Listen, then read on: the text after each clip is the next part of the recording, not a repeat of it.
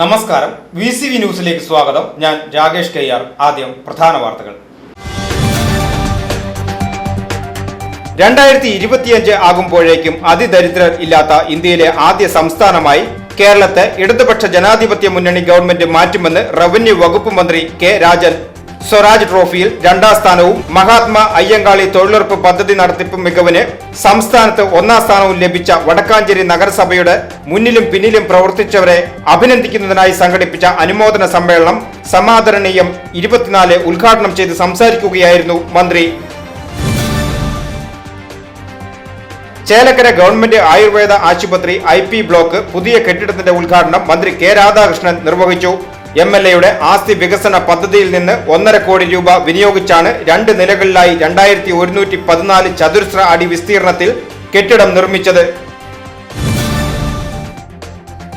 ശുചിത്വ മാലിന്യ സംസ്കരണ പ്രവർത്തനങ്ങളിലെ മികച്ച പ്രകടനത്തിന് അടിസ്ഥാനമാക്കി ജനുവരി-ഫെബ്രുവരി മാസങ്ങളിലെ സ്വച്ഛതാ അവാർഡുകൾ വടക്കാഞ്ചേരി നഗരസഭ പ്രഖ്യാപിച്ചു.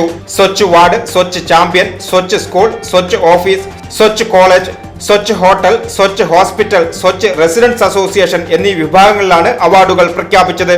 വടക്കാഞ്ചേരി MLA സേവ്യർ ചിറ്റിലപ്പള്ളി ജേതാക്കൾക്ക് പുരസ്കാരങ്ങൾ വിതരണം ചെയ്തു.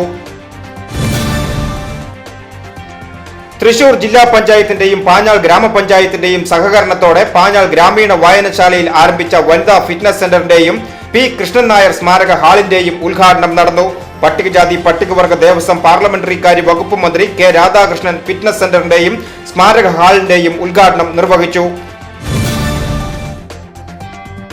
വയനാട് വെറ്ററിനറി കോളേജ് വിദ്യാർത്ഥി സിദ്ധാർത്ഥിന്റെ കൊലപാതകത്തിൽ പ്രതികളായ മുഴുവൻ SFI പ്രവർത്തകരെയും പിടികൂടണമെന്ന് ആവശ്യപ്പെട്ട് സംസ്ഥാന വ്യാപകമായി കോൺഗ്രസിന്റെ നേതൃത്വത്തിൽ പന്തംകൊളത്തി പ്രകടനം നടത്തി.